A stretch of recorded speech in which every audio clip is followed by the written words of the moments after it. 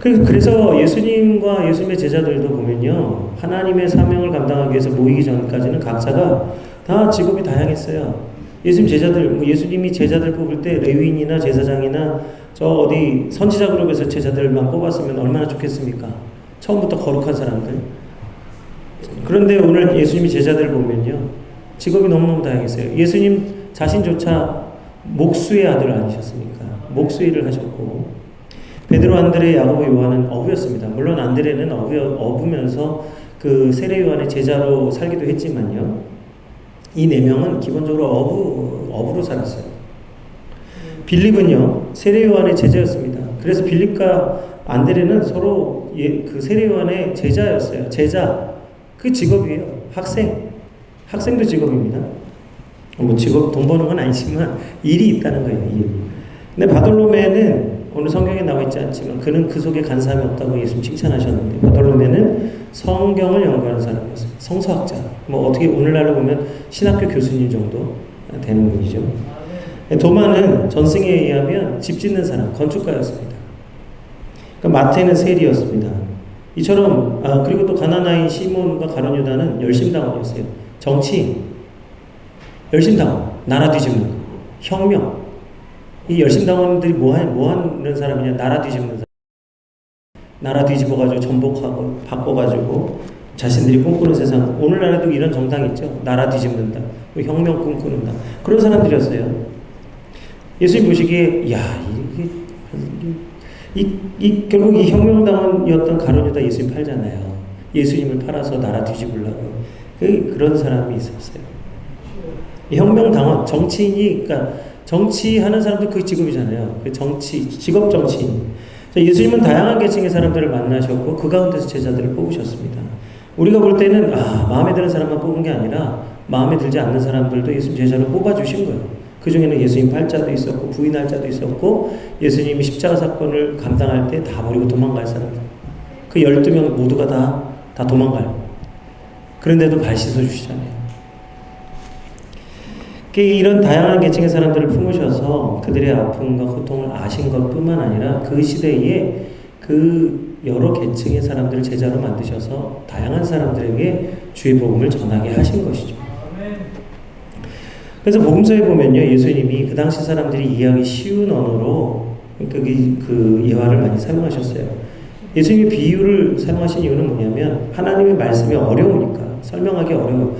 목회자가요, 제대로 하나님 말씀을 이거 제대로 한번 설명해보자 하면요, 용어가 일단 어려워서 들으시는 순간부터, 제가 입을 여는 순간부터 조실 분들이 거의 반입니다. 그리고 한 가지 개념을 설명하려면 10시간을 해도 부족함이 없어요. 그럴 정도로 개념과 어떤 이런 말씀을 설명하려면요, 학적으로 설명하면 누구도 견딜 사람이 없습니다. 그것을 간단하고 쉽게 설명하는 게 비유의 말씀이에요. 그래서 예수님도 복음서에 보면 당시 사람들이 이해하기 쉬운 언어로 설명을 하셨는데 그게 비유의 말씀입니다. 그래서 오늘 33절에서 34절 오늘 본문의 말씀에 보면 예수님이 어떻게 말씀을 가르치셨는지 설명하는데요.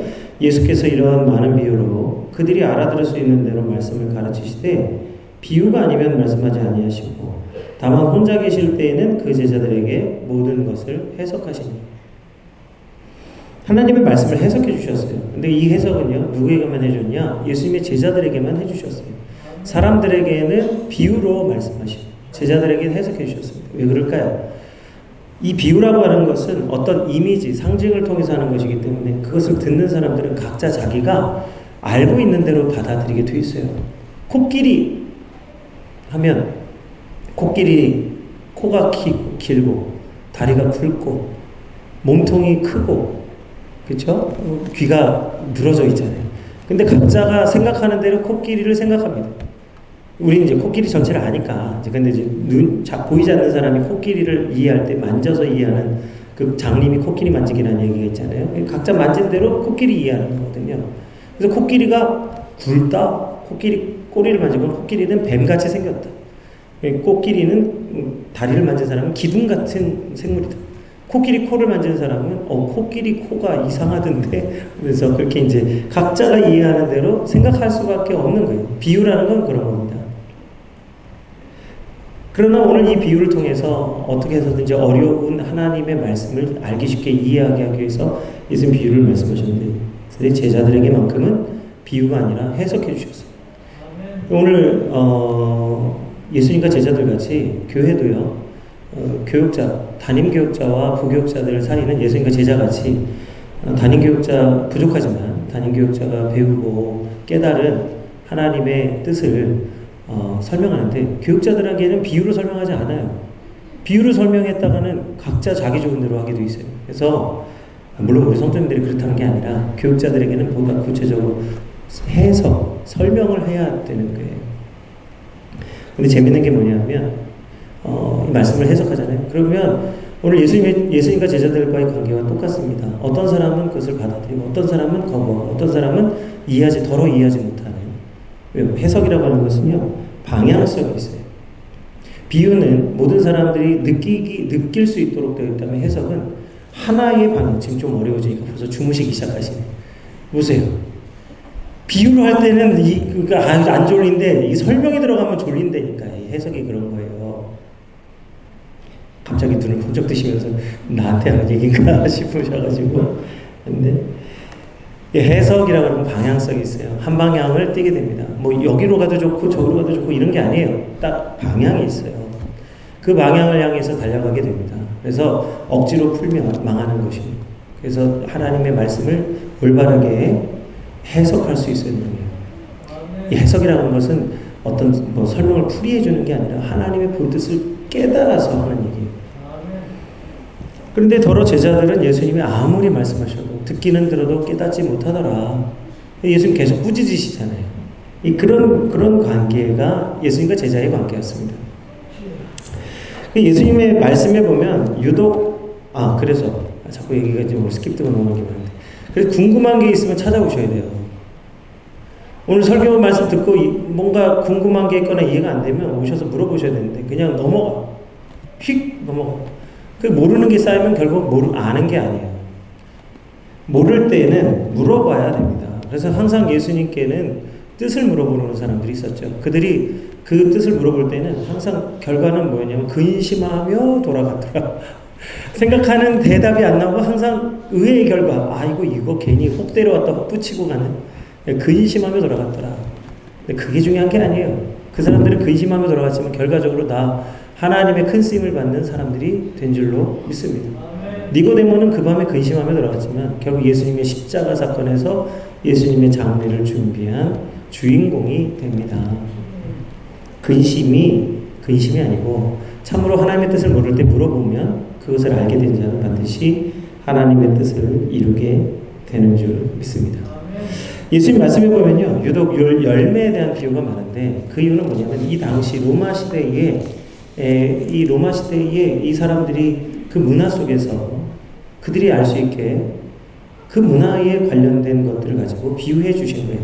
그 중에 하나가 오늘 자라나는 열매에 대한 비유입니다. 오늘 예수님이 오늘 본문의 말씀 속에 이 자라나는 열매의 비유를 말씀하신 이유가 뭐예요? 그 목적이 분명히 26절에 나와 있습니다. 하나님의 나라는 사람이 씨를 땅에 뿌린 것 같다. 지금 예수님이 자라나는 열매의 비유를 하신 이유는 뭐냐? 하나님의 나라를 설명하기 위해서 이 자라나는 열매에 대한 비유를 하시는 거예요. 그러니까 하나님의 나라와 이 씨를 뿌려서 열매를 맺는 것이 동일하다는 거예요. 이 비유를 사용하신 이유가 뭐예요? 동일하다. 원리가 동일하기 때문에 하나님 나라를 열매로 비유하고 있는 겁니다. 오늘 하나님의 나라를 바실레이아라고 하는데 이 바실레이아라고 하는 말의 뜻은 뭐냐면 통치하다, 다스리다 라는 뜻이에요. 그래서 하나님의 나라는 하나님이 다스리는 나라입니다. 그래서 하나님이 통치하시고 하나님이 다스리는 것은 하나님의 나라가 되는 거예요. 우리가 이 땅에 살면서 대한민국 국민이지만 하나님의 통치를 받으면 대한민국 국민이면서 동시에 하나님 나라 백성으로 사는 겁니다. 우리 가정에 하나님의 통치를 받으면 우리 가정이 하나님의 나라가 되는 거예요. 우리 교회가 하나님의 통치를 받으면 우리 교회가 하나님의 나라가 되는 거예요. 내가 일하는 직장에서 하나님의 통치를 받으면 내 직장이 하나님의 나라가 되는 줄 믿습니다.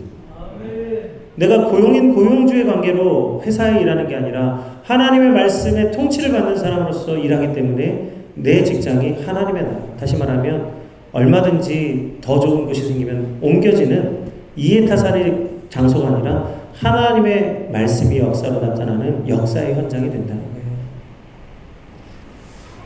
내가 길을 걸을 때에도 길을 걷는 그 가운데서도 그 길이 하나님이 나를 이끄시는 시온의 대로, 하나님의 나라를 이루는 시온의 대로가 된다고 하나님이 이사야서에서 말씀하시잖아요. 그러므로 너희는 연약한 손과 피곤한 무릎을 펴서 하나 시온의 대로를 수축하라. 시온의 대로가 뭐예요? 하나님이 오시는 길, 하나님의 통치가 임하는 길을 만들라고 합니다. 그게 하나님 나라예요. 우리가 길을 걸을 때에도 하나님이 내 마음에, 내가 하나님을 믿고 걸어가는 그 길이 하나님이 함께 하시는 시온의 대로가 될 줄 믿습니다. 우리가 이번에 22회 소롱가 대회를 감당하는 동안에 시청에 있는 그 시청길에서 그만 큰 사고가 나서 9명의 사람이 죽었습니다. 근데 그 영상을 보지를 못해가지고 돌아와서 봤는데 그 길이요. 정말 저도 다녔던 길이에요. 그 시청 앞 도로는. 과거에 이제 제가 청년 때 그 광화문에서 그 구세군회관에서 금요일마다 집회가 있어서 항상 다니면서 다녔던 길입니다. 근데 평범한 길인데 거기에 생과사의 갈림길이 갈리는 것을 보게 되었어요. 그 CCTV에 보니까 어떤 여성이 이제 퇴근하고 집에 가는 것 같았어요. 그리고 그 여성 앞에는 여러 사람이 서서 담소를 나누고 있었습니다. 아마 이제 일 끝나고 식사하고서는 그 직장 동료들하고 얘기를 하고 있었던 것 같아요. 근데 갑자기 어디선가 자동차가 달려오더니 그 사람들을 전부 다 치고 그 사람들이 다 사라진 거예요. 남은 사람은 누구냐? 길 가던 여성 혼자 거기 서가지고 이제 덜덜 떨고 있는 거예요. 그 0.1초의 순간에 어떤 사람은 살고 어떤 사람은 죽는 거예요. 바로 그 같은 길인데. 오늘 우리가 길을 걸을 때에도 언제 어느 때 우리가 어떻게 될지 알지 못하는데요. 우리가 길을 걸어가는 순간에도 우리가 하나님을 믿는 믿음으로 길을 걸으면 그곳이 하나님의 나라가 되는 거예요. 그래서 우리가 어떤 일을 당할지라도 하나님과 함께하는 그 길 가운데에 하나님의 나라가 임하면 우리가 살든지 죽든지 하나님의 나라 안에 이미 살고 있는 줄 믿습니다.